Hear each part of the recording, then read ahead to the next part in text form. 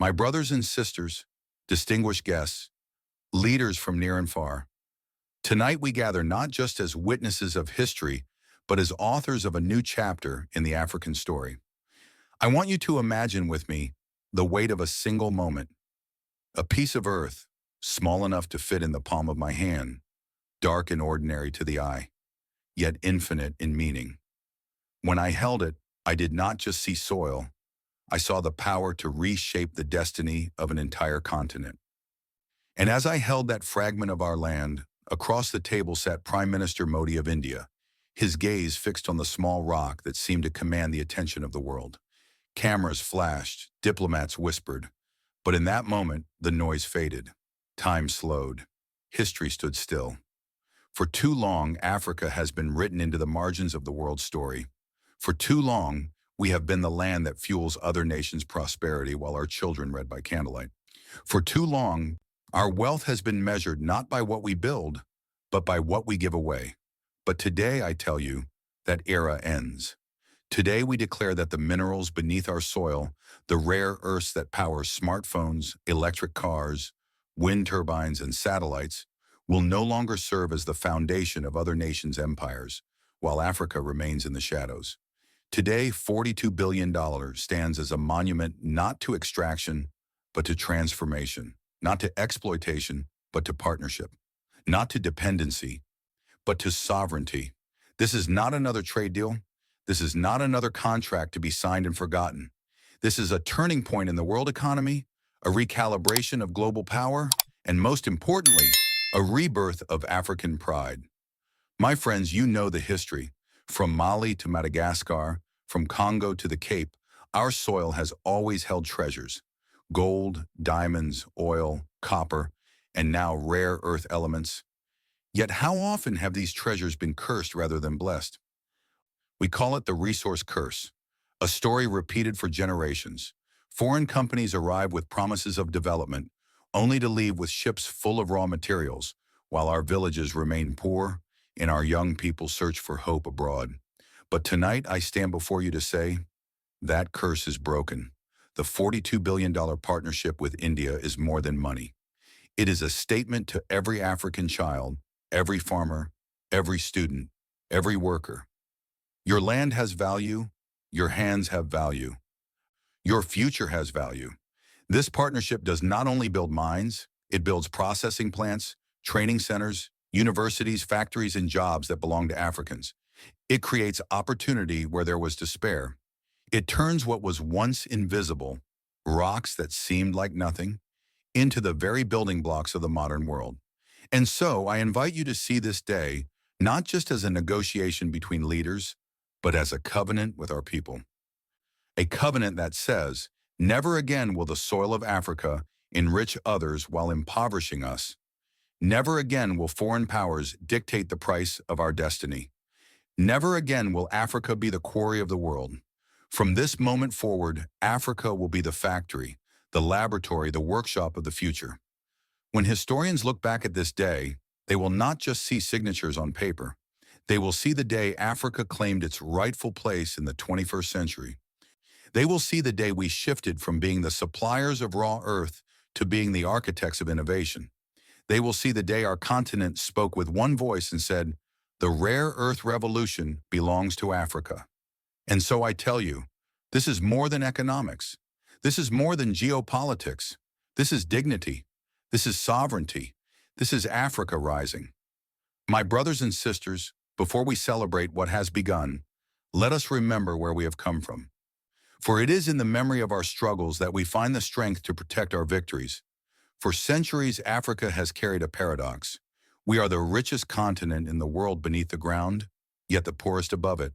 From the gold of Ghana to the copper of Zambia, from the diamonds of Sierra Leone to the coltan of Congo, the earth has blessed us with abundance.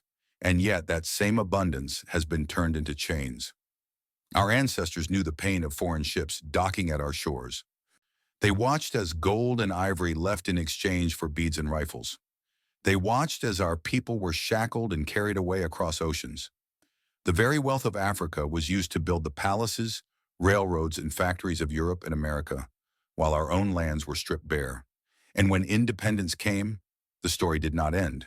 It only changed its mask.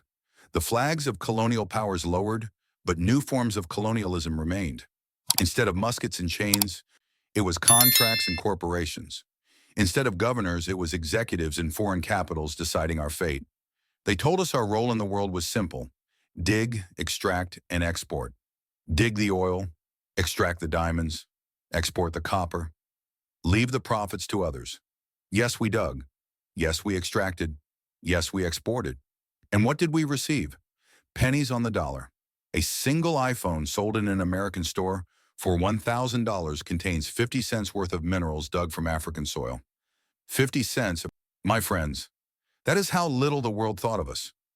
Look to Congo, a land that produces 70% of the world's cobalt, essential for the batteries in every electric car. Yet millions there live on less than $2 a day. How can it be that a land so essential to the future drives its own people deeper into poverty? Look to Niger, supplying uranium that lights the homes of Paris while its own villages sit in darkness.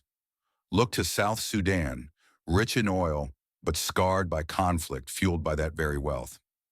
This is the curse of resources mismanaged and manipulated. And what of rare earths? For decades, Chinese trucks rolled out of Africa with tons of dark earth.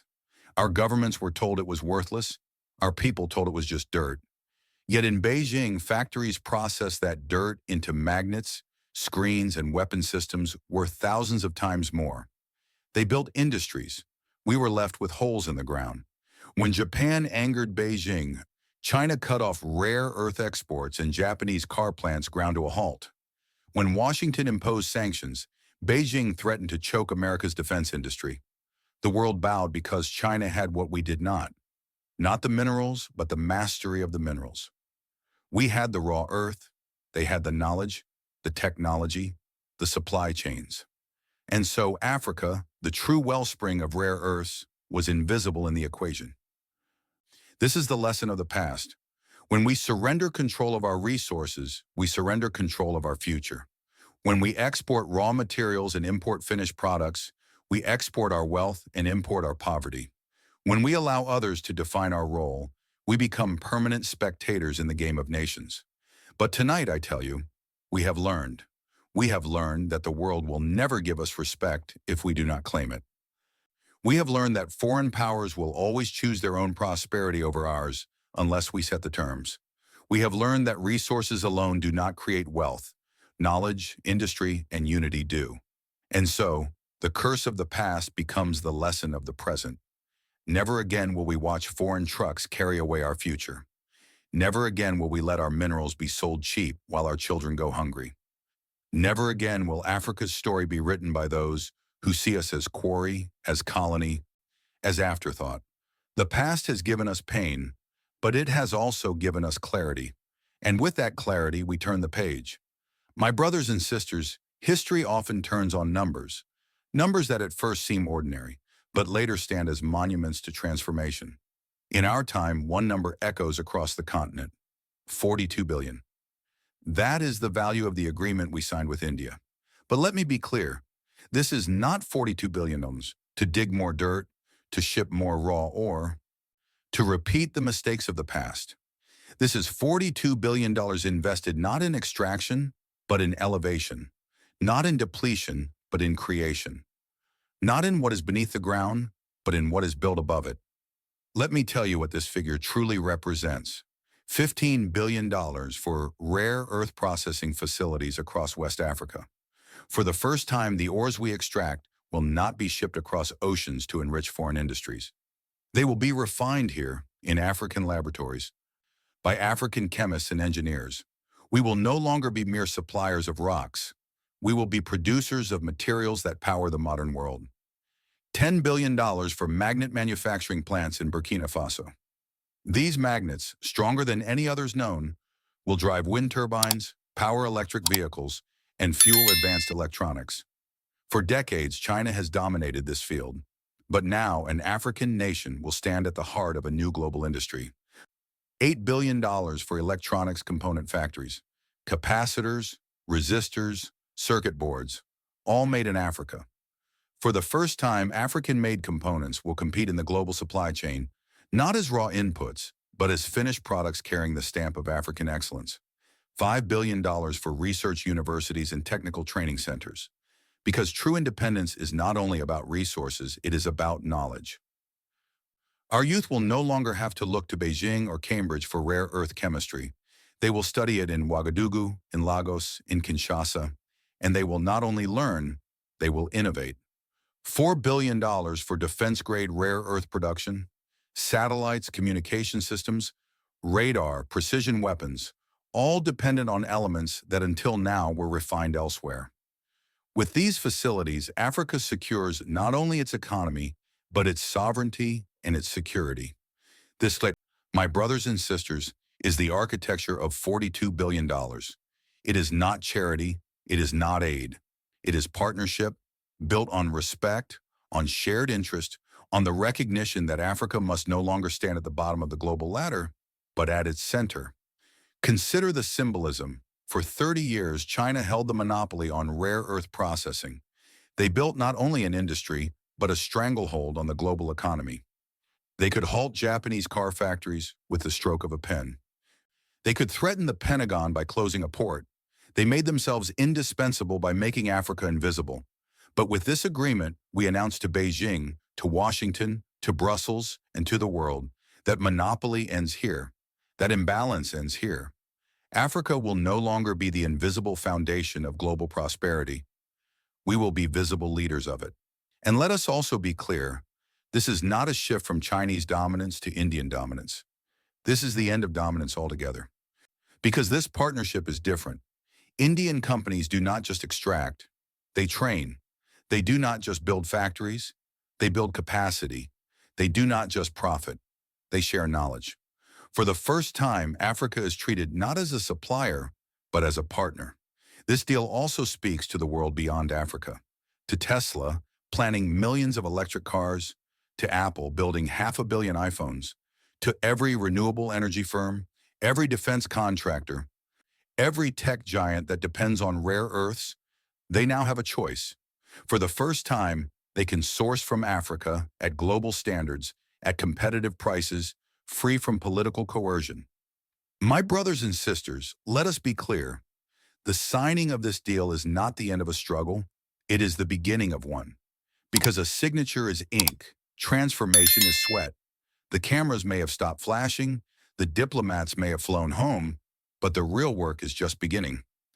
It is up to us, leaders, workers, students, farmers, entrepreneurs, to ensure that this $42 billion is not lost in corruption, not swallowed by inefficiency, not hijacked by greed.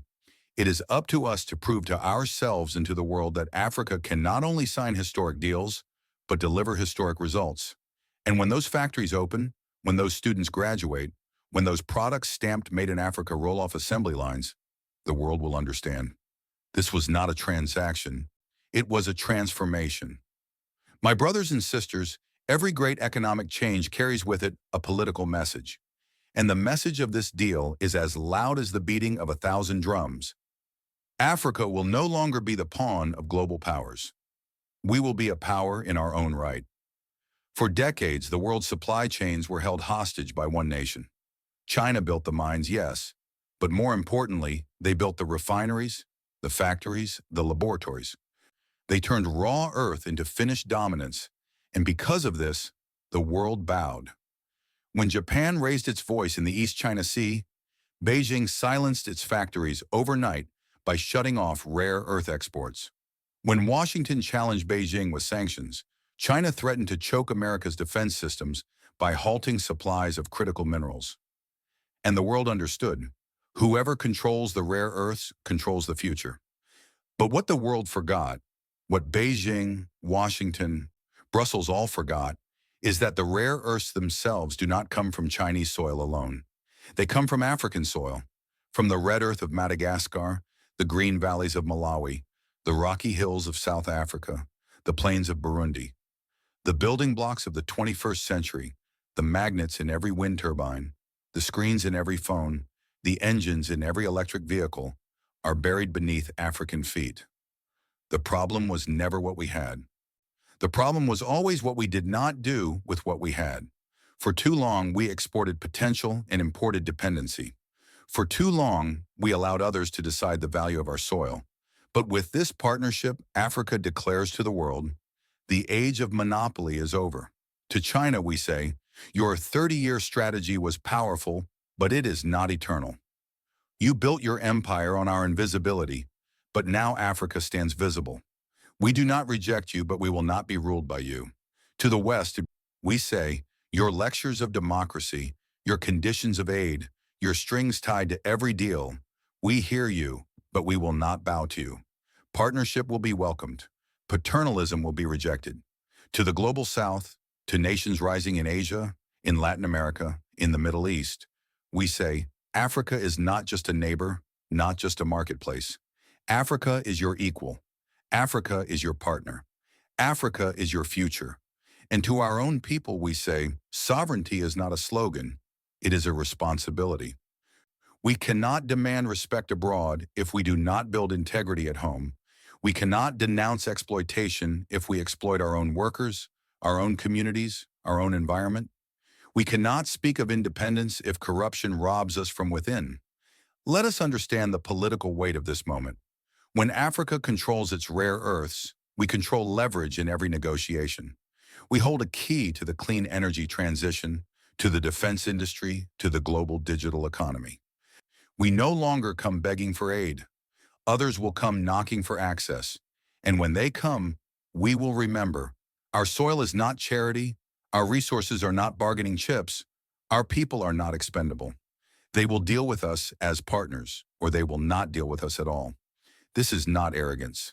This is balance. For centuries, Africa lived in imbalance, our wealth flowing outward, our poverty growing inward. But balance demands that we stand tall, that we speak with one voice, that we refuse to be divided. The political message is clear. Africa is not the quarry of the world. Africa is not the afterthought of empires. Africa is not the silent player in global politics. Africa is the author of its own story. And so let the world's capitals tremble, not in fear, but in recognition. The rare earth revolution belongs to Africa, and Africa will lead it with dignity, with strength, and with wisdom. My brothers and sisters, let us speak plainly. All the billions in the world mean nothing if they do not change the lives of ordinary Africans. A contract signed in a capital city is not victory unless it lights a lamp in a village, unless it puts food on a table, unless it gives a young man or woman a reason to believe in tomorrow. Because at the heart of this transformation are not the politicians, not the diplomats, not the investors. At the heart are the people. You, the farmers and workers, the mothers and fathers, the students and dreamers. It is your story that gives meaning to this deal. Let me tell you about Salif, a young man from Dori in Burkina Faso. For years, he watched Chinese trucks rumble past his village, carrying tons of earth. He asked his father what was so precious about those rocks. His father, weary and uncertain, shrugged and said, "That is rich people's business." But today, Salif is no longer a spectator. He is a student at our new technical college, learning the chemistry of rare earth elements.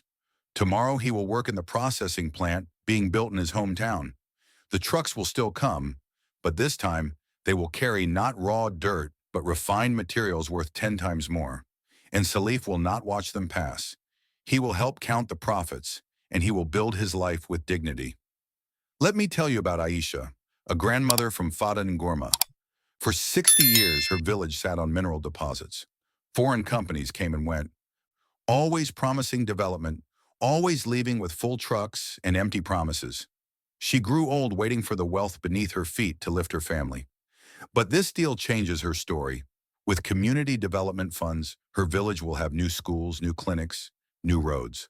Her grandchildren will not have to leave home to find opportunity. They will find it in the soil beneath their own fields. And when she lights a bulb powered by electricity for the first time, she will know that her patience was not in vain. These are not fairy tales. These are the true measures of progress. When we speak of $42 billion, this is what it means. Not numbers on a balance sheet, but human lives transformed. It means a child studying not by candlelight, but by the steady glow of an electric lamp. It means a farmer selling his crops not on dirt roads, but on paved highways. It means a young woman trained as an engineer, designing magnets that power the future instead of watching her brothers leave for foreign lands. It means a continent where hope is no longer exported with our minerals, but rooted in our soil. But let us also be clear, none of this will happen automatically. Transformation is not guaranteed. Factories are not built by words, they are built by sweat. Knowledge is not gained by promises, it is gained by study. Prosperity is not secured by signatures. It is secured by discipline, by honesty, by perseverance. This is why the people must remain vigilant. We must demand that the promises made are the promises kept. We must insist that community funds reach the villages, that training centers open their doors, that young Africans are the first to be hired, the first to be trained, the first to benefit. And we must remind ourselves, dignity is not given, it is earned. This deal gives us tools, but it is our responsibility to use them well. Corruption must not steal what belongs to the people. Laziness must not waste the opportunities of a generation. Division must not rob us of the unity that gives us strength. Because this is not just about minerals, it is about mindset. The true revolution is not in the factories, but in our thinking. It is in teaching our children that Africa is not destined for poverty, that Africa is not condemned to dependency, that Africa is capable of greatness. When the world looks to Africa now, they will not only see resources, they will see resilience. They will not only see deposits, they will see determination. They will not only see a market, they will see a movement.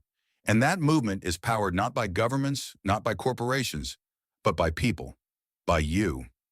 My brothers and sisters, let us close our eyes and imagine the Africa of tomorrow. Not the Africa others have drawn for us in textbooks, not the Africa described in reports written in foreign capitals, but the Africa we choose to build with our own hands. Picture the year 2044, 20 years from this day. The morning sun rises over Ouagadougou, and instead of the silence of idle fields, there is the steady hum of factories. Processing plants refine rare earth elements with precision, operated by African engineers who were once students in classrooms built by this very partnership. Universities in Dakar, Nairobi, and Lagos compete with MIT and Cambridge, producing not only graduates but innovators who push the boundaries of science. Across the continent, the phrase "Made in Africa" is no longer rare. It is stamped proudly on smartphones assembled in Accra, on electric vehicles manufactured in Addis Ababa, on wind turbines built in Johannesburg. From Washington to Berlin, from Tokyo to Sao Paulo, consumers hold in their hands products crafted with African knowledge, powered by African minerals, shaped by African ambition. In 2044, the world no longer sees Africa as a supplier of raw materials, but as a competitor in advanced industries. And why? Because we refused to remain invisible. Because we dared to claim not only what was beneath the soil, but what could be created above it. Imagine also the transformation of daily life. Villages that once waited decades for electricity now glow with light. Roads that were once dusty paths are now highways connecting nations. Children who once dreamed of leaving the continent now dream of staying because opportunity no longer lies across the ocean, it lies at home. Consider our militaries in 2044. For too long, African defense depended on the mercy of foreign suppliers. But in this future, our satellites, our drones, our communication systems are built with African-made components, powered by African rare earths. No foreign capital can shut down our security with the stroke of a pen. That is what we call strategic independence. And what of our politics? In 2044, Africa is not begging for a seat at the table of world powers. We are building our own table. The African Union has become not just a forum, but a force. Resource-rich nations no longer compete against one another. They cooperate, building continental value chains that make us stronger together. This is not fantasy, my brothers and sisters. This is vision, and vision is the seed of reality. The future belongs to those who imagine it, plan for it, and build it. If we can imagine an Africa of factories, of universities, of innovation, then we can build it. If we can imagine our children no longer digging in the dirt for pennies, but designing technologies for dollars, then we can achieve it. Africa in 2044 will be judged not by the minerals it gave away, but by the industries it created, the knowledge it produced, the dignity it secured for its people. And when that day comes, the world will finally understand. Africa did not rise by accident. Africa rose because its people chose to rise. My brothers and sisters, we have walked together tonight through the past, the present, and the future. We have remembered the curse of exploitation. We have celebrated the breakthrough of this $42 billion partnership. We have claimed the political message that Africa will no longer be ruled by others' monopolies. We have seen the faces of Salif and Aisha, the people whose lives will be transformed.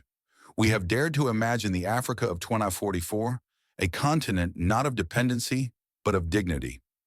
Now it is time to speak plainly, as history demands. This is not just a deal. It is not just an economic policy. It is a declaration of independence for the 21st century. The independence our ancestors fought for was political. They raised flags. They wrote constitutions. They freed us from colonial rulers. But what they could not yet achieve was economic independence, technological independence, industrial independence. That is the unfinished struggle. And tonight, we take up that struggle with renewed determination. Let the world hear us clearly. Africa will no longer be a supplier of raw poverty while importing finished prosperity. Africa will no longer allow others to define our value, dictate our destiny, or decide our future. From this day forward, Africa writes its own story. And to our partners in India, we say, thank you for choosing respect over dominance, partnership over exploitation. But let it be known, this partnership is not charity. It is not generosity. It is justice. For too long, Africa was denied its rightful place in the global economy. Today, we reclaim it. To China, to America, to Europe, to every power that has seen Africa as quarry, as colony, as afterthought, we say, open your eyes. The quarry is now a factory. The colony is now a competitor. The afterthought is now the author. The age of exploitation is ending. The age of partnership is beginning. But above all, to the people of Africa, I say this. This is your moment. Do not let it slip away. Do not sell it cheaply. Do not trade it for short-term gain. Guard it, grow it, claim it. The rocks beneath your feet are not just minerals. They are your future, your children's future, Africa's future. And when the historians of tomorrow write about this night, they will not only record the numbers, the signatures, the agreements. They will record the spirit of a people who refuse to remain invisible. They will write that in the early decades of the 21st century, Africa stood up, spoke with one voice, and declared to the world, we are no longer the world's quarry. We are the world's factory. We are the builders of tomorrow. This is our dawn, my brothers and sisters. A dawn not of dependence, but of dignity. Not of poverty, but of prosperity. Not of exploitation, but of sovereignty. And so, let us rise together, farmers and students, leaders and workers, dreamers and builders. Let us rise not just for ourselves, but for generations to come. Let us rise for Africa, because the soil is still here, the minerals are still here, and now for the first time in history, they serve not foreign greed, but African dreams. This is not just about mining the earth. This is about mining our destiny, and tonight that destiny begins.